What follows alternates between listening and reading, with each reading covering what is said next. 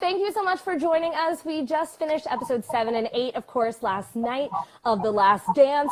I hope people have gone to The Undefeated, read your column, talked all about Michael and that competitive edge of, I know you've already said so much in the documentary and then since, but what do you think? What did you make of episode 7 and 8? Well, 7 and 8 I thought were really cash-in episodes, particularly 7.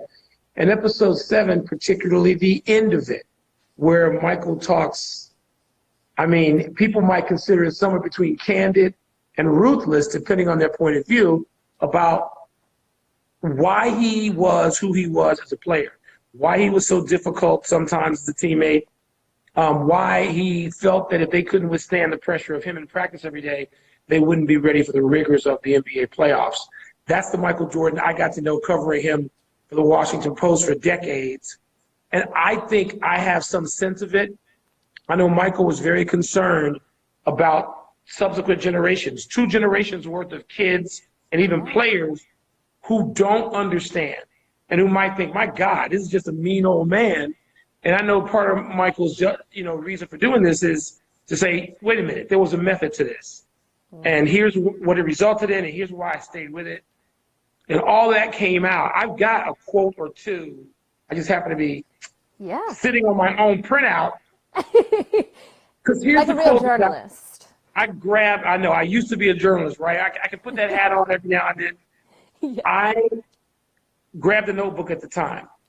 And I wrote the quote down. I went over and over to make sure the quote was right. Exact. It needs to be exact because you need to get the words he's using.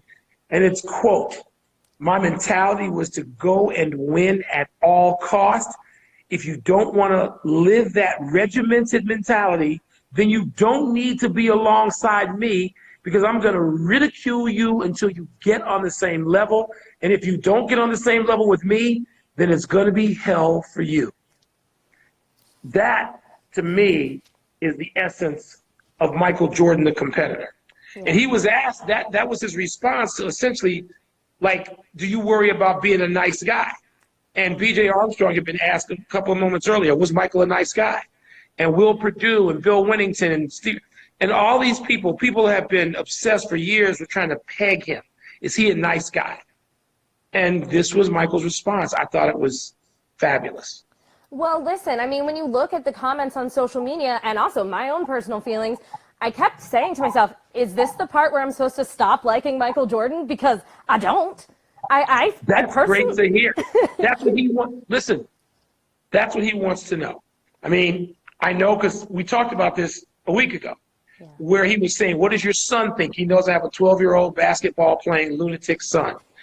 He wants to know, and that's probably the bottom of the age range. I think he really is interested from 12 to 40, what people think. And that's interesting because we don't know.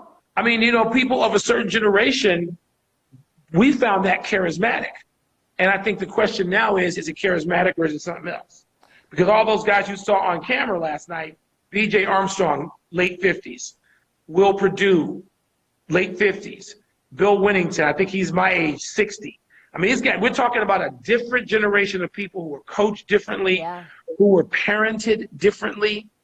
And so I would think he'd have a big smile to hear you say that. I hope so because, listen, like he said, if you're going to be the best, you have to work as incredibly hard as he did. He didn't ask anybody to do anything he wasn't willing to do himself, and I think that that's what shows. I know you said you talked to him just last week. Was there anything I don't know, like you said, you've known each other for such a long time, working together in that professional capacity, but also as a friend. Anything else that stood out to him so far from these first 6 or 7 episodes? No, we talked about, sort of my feedback, which, let's face it, I'm writing every Monday for ESPN.com for The Undefeated.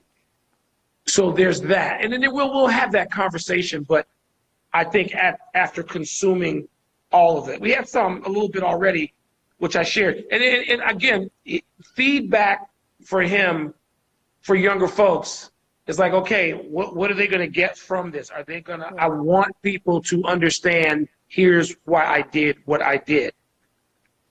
And it's fresh, right? I mean, we just saw it last night. We're getting some feedback. I've heard a few people say what you've said, which is, am I supposed to be turned off now?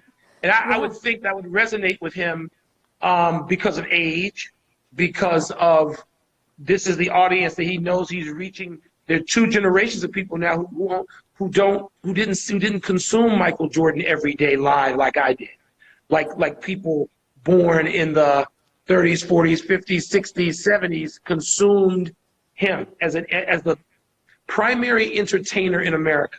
I mean, I hope that's coming through as well. That this we latched on to this. We loved this, and I both professionally for me because I worked for the Washington Post and covered his career, and personally for me because I'm from Chicago. So there were different areas where people plugged into Jordan to consume him. Yeah. And so now we got two new generations, and it's interesting to see what they think. I mean, I was a child of the 90s, so I grew up in this era, but, it's a different experience when you're a kid. You don't know any of the backstory. You're not really consuming that. You're just like points, and Space Jam. Yeah, and that's, I think one of the difficult things is, and one of the things that I think about with my son is I try to bring him along in this process, and I have not watched the entire doc. I could have watched everything through last night's first 8 episodes, but I didn't do it that way. I watched, 2 at a time as they were broadcast because I wanted to watch with my son and get his feedback, get his reaction, see what he's thinking, hear what he's thinking. And so now, we're going to come to the huge payoff. And I know people who have some sense of what's coming in 9 and 10 think it's going to be, if I thought 7 and 8 were good, 9 and 10 will be even more special. Yeah. But this process is dealing with history. And you all don't do that well, you children of the 90s. You don't want to pay attention to anything that didn't happen this morning. I don't know. I greatly enjoy history, but maybe it's just me. I'm glad to hear that. Oh, no, I am. I'm glad to hear that. I'm always getting up with my friends, my colleagues, the staffers that I perhaps mentor to. Yeah. And every few days it's I find some historical figure that I don't consider a historical figure. And I say, hey, you guys have more information at the ready that you can access than we ever had, and more quickly, more efficiently. Yeah. And it's easier to follow those figures. So when my son comes to me and he's met Gary Payton, but he saw him last night in a different light, those historical figures, you need, not you personally, but people need to have some sense, and you referred to this, of who those figures were, how important they were, how good they were as players, what inspired them, what they thought of Jordan, what their interaction or relationship might have been with him. Like, people don't know George Karl anymore, the coach. I like the dog bark, by the way. Yes. She's very excited. What kind of dog do you have? She's a shepherd mix. Layla, come here. Let's see. I love shepherds. Oh, I'll see if I can get her to come up. Oh, she ran away. She got camera shot. Exactly. She's normally right up here in the camera. She wants to be the star. Good. That's good. But no, people looked at George Karl last night. They don't know George Karl. Yeah. George Karl was a guy, if you mentioned backstory, and people would say, well, why would he go over and say hello to Michael Jordan in the restaurant? Because he went to North Carolina like Michael Jordan did. And they all get together at Chapel Hill every summer and play golf. So those two guys weren't strangers. They weren't guys who just met in competition. They knew each other. We're going to have a debut? Yes, she's coming up. Let's see. Layla. All right. Hi. Oh, yeah. I can see that shepherd face. That shepherd face is in there. I'm mistaken. She's like, why did you make me get on the camera? I'm shy. Leave me alone. Exactly. But, I love that you brought up Gary Payton, because I had to bring up the instant meme of Michael laughing at that iPad last night. You basically explaining he did not have any problems with the glove. What do you make of all of these reactions that are kind of instantly happening to the series? These reactions are unique to basketball. There are reactions in every sport. But basketball is so in your face. It is without helmet. It was without cap. You are face to face with your opponent. You're face to face with people who are global public figures. Tom Brady could be sacked by somebody on the first play of the game. He has no idea who the guy is.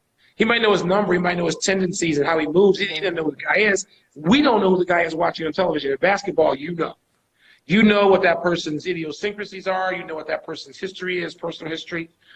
You know so much about the people that when you get Gary Payton reacting to Michael Jordan and Jordan reacting to Payton, it's irresistible, right? And Gary Payton, I should just, full disclosure, Gary Payton is one of my absolute favorite athletes to interact with. Yeah. Ever. Gary Payton, because his reaction's honest. And I thought Gary was pretty respectful of Michael. In that moment, he is, yeah. He said the outcome might not change, but I wanted a piece of him. I wanted to guard him. And I love that about Gary, because there's some of that I have to think that if we were talking to Michael right now, I would say, wait a minute. That must appeal to you about Gary. He is unafraid because Michael likes guys like that. And I got to think that Gary Payton is one of his favorites. But last night was not that time. Last night was about Gary reacting to what happened in '96. The Bulls they were down 3-0. They beat them by 20-something in their own building. They were down almost 30 points, I think, in game 3. And so the Bulls kind of shut down after that. I know that. They were like, okay, we had a historic season. We won 72 games. We swept, we swept Shaq and Dennis Scott and Penny Hardaway out of the conference final. Maybe it was at the second round of the conference final. And then we took Seattle and we had you guys 3-0. It was a 7-0 run. And yes, Gary was learning and he was playing better. It was his first time on the stage. He had a terrific coach in George Karl, a great teammate in Sean Kemp. That's like my favorite team opponent of the Bulls in the finals, because I'm a Gary Payton guy. I love Gary Payton. But, the back and forth between him and Michael was priceless. This has been a cultural event. It really has been. Every week, following along on Twitter, then, having the recaps. And I know you've been a part of a lot of that. And also watching the players, watching LeBron tweet about it and about how he was crying, at the '93 retirement. What kind of things has this whole process made you remember? Even things you maybe didn't talk about during the doc? Well, all of it. It's a trip down memory lane for me. I had a press pass then for me was a front row seat to, the first time I watched Michael from the front row in a game that had championship implications was 1982 against Georgetown. But even before that, watching him play. But a front row seat then meant a front row seat. And it meant access. I'm very appreciative of the access he granted me as a young journalist, as a reporter, whose work he knew and he knew, and personally, as we, got to know each other a lot. I'm thankful for that. I appreciate that, because it is now the second time I'm living it. I lived it, a lot of it, not every bit of it. I'm not going to sit here and tell you I knew every story. There's some stories that are phenomenal. I didn't really know the George Karl story about the first night before the '96, before Game 1 in Chicago. I didn't know that story. And there's so many great stories. Michael Jordan is such a great storyteller. He's a great storyteller. And so are, what most great athletes really are. I've had the pleasure of getting to know so many guys, and there's so many great storytellers, regardless of the sport. And basketball has a great number of them. Kobe Bryant, bless him, was turning his storytelling fascination into actual professional storytelling. Yes. And you can see LeBron James and Kevin Durant. These guys have production companies. They understand the value of a great story, the entertainment value, the value. And so that part of this is really great for me to, go down memory lane and be able to do it with my son. And he'll look at me sometimes and go, "You weren't at this game." And I can say, "Yeah, I'm going to tell you what happens next." And it's great. Well, for people who don't know necessarily how this worked for the documentary for you, how did, one, you get involved, but two, what does it entail when you're going through doing all these talking head interviews? What was that process like? And then also remembering all of these anecdotes and things as you have to go repeat them on camera. Well, it's work product. I mean, just like you, it's work product. You live on camera now. I lived for 30 years as a reporter with the Washington Post, the last 10 of which overlapped with a lot of TV. So there was a long run up to having my own show. And so people call and ask, can you be part of this? And professional courtesy is yes. This doc is way beyond professional courtesy. You're honored to be asked. And it was like here on my network, so I wasn't going to say no anyway. Yeah. But you're honored to be asked for a number of reasons. One, I was there. I'm seen, let's face it, as a historian, and as are other people, my colleagues, David Aldridge, J.A. Adonde, Jackie McMullen, Sam Smith, Mark Vansel, on and on and on. The people that are Rick Tellender, people from Chicago, and people outside of that. And we have been asked to, non-players, people who are in the media, to sit and talk about these things because we covered them and they know we covered them. And so my memory about a lot of stuff ain't that good. But some of these stories are so good. The Jordan stories are so good. Stories about Dennis Rodman, these stories are so good. They've been told over and over and over, privately in some cases, for years. And, sometimes we would ask Michael, I know I ask, I'm sure the others asked as well, because we're journalists working for, big publications that are competitive. And I would say, hey, let me use this. And, it'd be eye roll. It's like, nobody's going to understand if I do this. Like, I got to keep this off the record. And that's his prerogative when you go in something understanding it was an off the record conversation or on background only conversation. And then sometimes I think I would prevail and I'd convince him to let me use something, and he would, and it would, I'd use it to construct a story in the Washington Post that I was telling. So, man, it's a trip down memory lane, and it's also additive. It's got additive value. Because even if you thought you knew everything, you didn't know his take. And the importance to me, the value of this to me, the number one value is Michael's take. I got everybody else's. I know what all my colleagues think. I know what coaches think. I know what his teammates think. I know what his opponents think. I want to hear from him on all the huge moments of his career and his life. Yeah. I feel like these two episodes especially were incredibly pivotal. We get into everything from his time in baseball, the 93 retirement, his father's tragic murder. And also really getting into the way the media covered that moment in particular is something really divulged in this episode, episode 7. What was it like for you to go back and watch some of those moments, seeing as you were living that as a member of the media at the time? Yeah, you know what? My mind has changed on some things and maybe not others. It might change. It's probably changed on certain basketball elements. But, some of the big picture things, I have a renewed appreciation for his relationship with his parents. Yeah.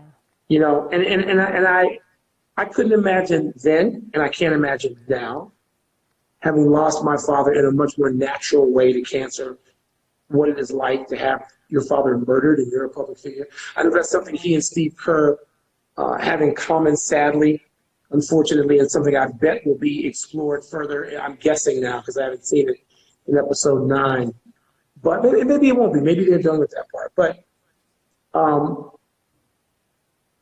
it's still awkward and awful to relive the people like trying to connect the dots too closely between his father's murder and what they thought of Michael Jordan's personal life at the time. That was beyond unfortunate. It's just out of bounds. Yeah. But even in the exploration of that, what the documentary did was it gave you a sense greater than I think any of us knew publicly before about Michael and his relationship with his parents. The previous week we'd seen Michael's mother, or maybe a couple of weeks earlier, say, "No, you're going to take that trip to Nike in Oregon, and you're going to listen to these people because they have something to say to you." And it was just like, great. I don't care how iconic. I don't care how he might beat down the Pistons. Still got to listen to Mama. His mom, who I've met on several occasions, and she's just the adorable person as she comes off on camera. Yeah, that was so cool. And then to think that the lessons that he learned from his father, like, okay, there are negatives in life and you're going to turn them into a positive. And Michael taking that and saying, okay, I got to flip this. And literally hearing his father's voice in his head and needing that time to play baseball, which is what his dad wanted him to do, to sort of like almost mark the end of one chapter and move on to subsequent chapters.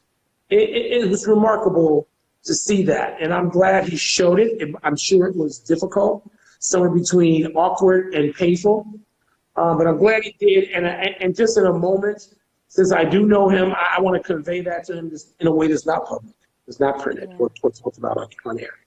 Yeah, and even that moment that we've all seen the photos and like some video in the locker room after the '96 championship, hearing the sobs was totally different. Yeah, here's the sound. We don't have a soundtrack of that, right? I mean, we've seen the photos, that behind-the-scenes footage. I've seen it a million times. Nobody was in that locker room except players and whoever held that camera. Yeah. And to hear the wailing, wow. And there was so much pent up in that, including, his father's murder and just having to be without his dad. And, so often, in African-American communities, too often, this is my own editorial aside, we don't see the relationships between sons and fathers captured. Yeah. And we saw that with Mike. And wow, it's wow. I'm glad he allowed it. I'm glad once he viewed it, he had the strength to say, okay, that takes a certain sense of security, right? Yeah. That's a very intimate moment. It is. It's raw. And so I think people should be grateful that he let us see that. He lets us see him taking apart some teammates in practice, but he also lets us see him trying to gather himself and the fall and standing up again after his father's death, and it's remarkable. I mean, I could have written an entire piece about that today. Absolutely. I mean, there's so many things to get into, his fight with Steve Kerr and, his immediate thought of, oh my gosh, I just hit the littlest guy on the team. That's awful. Why would I do that? Even when we go back into episode 5, so much of the discussion about being an athlete, being a black athlete, and what that means about social justice. I did want to ask you about that because, there was even an LA Times piece written about that just last week. About, really? I missed it. Yes, it was an LA Times piece basically asking the question of, he didn't publicly say anything about Ahmaud Arbery. So what does that mean for Michael Jordan? Yes, he said, while I was a player, he didn't feel like it was his place. But now that he's outside of the arena, do we still expect him to wear the social justice hat? You see LeBron doing. Yeah, they're different people, and they're produced by different times. I didn't say anything about Arbery either. I comment on things for a living.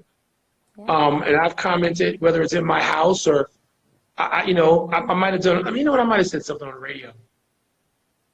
All of us from that generation, we don't live our lives publicly. Every single moment doesn't have to be on Twitter or Instagram or TikTok, which I couldn't even tell you what that is. I don't know either. Well, that's good. I'm glad to hear that. I know my 12-year-old does.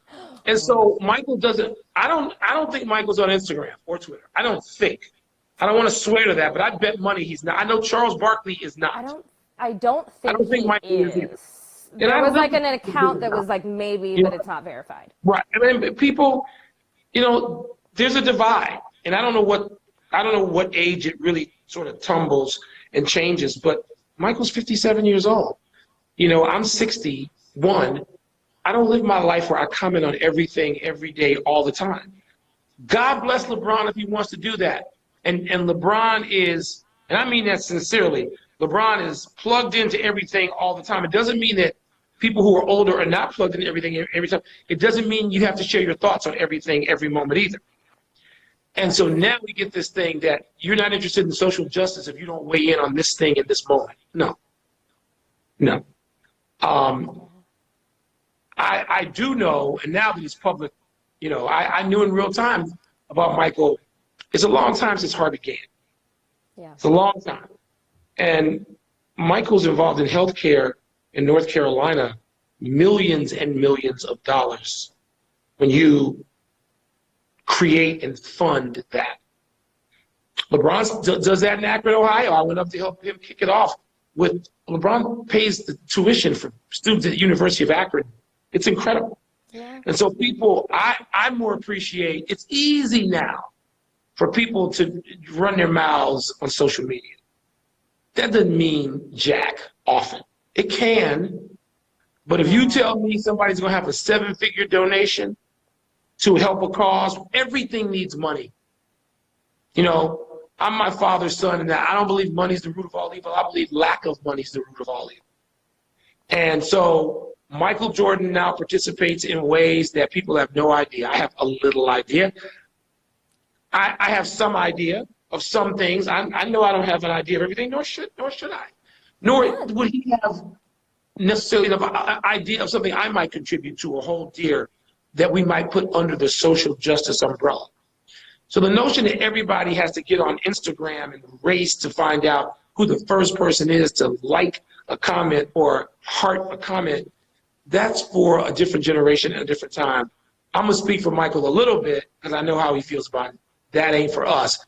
Doesn't mean we're not supportive of the people who feel it's for them. God bless them. Doesn't have to be for everybody, and it does not measure your commitment. It's a very personal choice. It is a very personal choice what you do and what you say. Yes, and how you live your life. And we're at a point now where there is a generational divide. And how we live our lives is very, very, very different. Yeah, yeah. And what's important is just giving back when you can. I know I know you said you haven't seen the final 2 episodes. I haven't. But what do you remember? What can you tease in the idea of, like, yes, you did this 2-hour interview. You know some of the things that they asked you. What do you think we're going to see, or hope stories are going to be told in the next 2 episodes? I don't know. I don't know. Like, I kind of, because of the chronology, I know the basketball part. We're going to go through the last weeks, probably months of the 1997-98 season. I know how that all went. I was there for that. I guess we're going to really go back to now we're going to get to the justification of the title of the documentary, The Last Dance. We're going to hear more, I would think, from the late Jerry Krause, the general manager, who brilliantly put the team together and in a completely egomaniacal, destructive way wanted to dismantle the team, which makes no sense to anyone. We're going to hear more, I think, from Jerry Reinsdorf, the owner, principal owner. I don't know what we're going to hear from Mike. I don't know if there's a wrap-up. I don't know. Like, we're going to hear about the final series with Utah. Yeah. But I don't know. I've not looked at the previews. Again, I wanted to consume this in a sort of, it's not a live event, but it kind of is a live event. It's certainly turned into that. Exactly, as close as we can get. Yeah. Are there any stories, you said you mentioned asking Jordan about a couple things, but there are any stories that you asked him, if you could tell, that he said no? In this doc? No, or anything that you didn't answer? If he said no, then I honor, as a journalist, I honor, off the record. Because if I tell somebody something off the record, it's off the record. And it's used, it's going to be, I'm going to raise hell. And so I've always respected that. I would hope my professional reputation is such that people understand that I want to get something on the record. And we all learn that in like J school, like in high school, right? High school journalism class, try to get it on the record. Yes. If you can't, I still want to know. Then let me figure out what to do with what I know, even if I can't explain that, because sometimes it'll help you know what not to say when you're writing or speaking. No, those stories that are off the record always remain off the record until it's that person's prerogative to remove that tag. But there's some of these stories, like the Dennis Rodman story going to Vegas. I've known that story for years. I couldn't wait to hear it. I wrote more of the LeBradford Smith story in the piece I did for today because they sort of edited that down. It's a long story which plays out over years. And there's so many. There's a lot of great stories. There's a lot of great stories, and you have to keep watching, because even if you think you know, like I said, I know, and people are like, why are you watching this? You know everything. No, I don't. Everything. No. There's this. I can't wait for next week because I know there's stuff I don't know. We have time for maybe like one question because I kept you so much longer than I planned on, but thank you so much for all of the chatting. You're welcome. This has been great because we I love this. Lots of folks jumping in, saying hello, Oh, good. and asking, what you've been watching during quarantine, what your favorite movie or show Oh, that's has good. been. During quarantine, I've been watching stuff. I'm not a Netflix guy. I'm Okay. not, I'm not Hulu guy. I'm old. Streaming to me means the on button. That's streaming. I mean, I don't, I'm not looking for the most obscure thing. So I'm watching every Law and Order rerun, both Law and Order and SVU. I'm not into Criminal Intent. I got hooked on, I'm a CSI person. I'm a NCIS, New Orleans. I've now gotten hooked. Okay. Well, Do you do all of the NCISs or just New Orleans? I do the main NCIS. Okay. I try to do LA because my man LL Cool J is on. I'm not, and Linda Hunt. Like Linda Hunt is one of my favorite actresses of all time, but I have not gotten locked into that. I need to. We'll get there. Give it some time. And the Chicago one. I mean, there's so many layers on that show of people I have something, either in common with or just adore their work. Yeah. I'm a Chicago PD guy. I'm watching all the reruns. Plus, I watch those in real time. What else? I watch old movies, real old movies. I love the classic film noir, particularly on Saturday night on 256 on the satellite dish on DirecTV. I'm gonna watch. I learned how to use Netflix. I have an account. This thing goes a couple of more months, and let's face it, I think we're going to be housebound. Even as we come out of it, we're going to still be spending more time than we were without sports. But there's a lot of movies. I'm staying away from news. I'm a news junkie. I am a news junkie. That's hard. All right? I have Flipboard on this phone. I'm on Flipboard all day. I'm a news junkie. That's what I grew up on. That's what I cut my teeth on. That's professionally what I believe in. But I'm staying away from news for the most part. I read the New York Times, even out here in Arizona, every day. I check in with news, but I'm not the news junkie I used to be. I gotta divorce myself. It's hard. It's depressing. And so I'm trying to watch things that are comfortable. I watch Frasier reruns late at night on Hallmark. Sorry, people. Get that Hallmark. I'm not a Netflix Hulu guy. I have it. I'll get to it. You're getting there. And, this will help you because I believe this is going to come on Netflix as well. I'm going to take one more question. I'm sorry. I'm like so deep in this phone to read these because some of them are very small.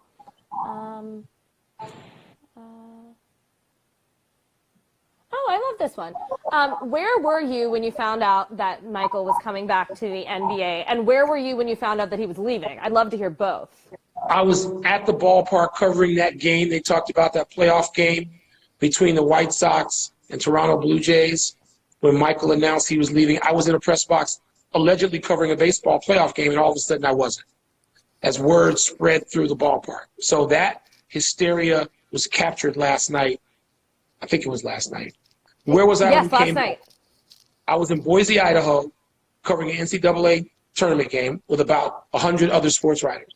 And there were old-fashioned phones. It's 1994. None of us had, I'm going to say none of us had cell phones. Maybe one or two people did. I didn't. And it's 1995. It's March 17, something like that. And all of a sudden, all the phones at Press Row, during an NCAA tournament game, all the phones start ringing. Going off. They just start ringing. And everybody, you can look down and people picking up their phones, and it's our sports editor saying, yeah, I know what you're doing because I sent you there. Get on a plane, get to Indy for the first game back. And it was a Friday, if I'm not mistaken.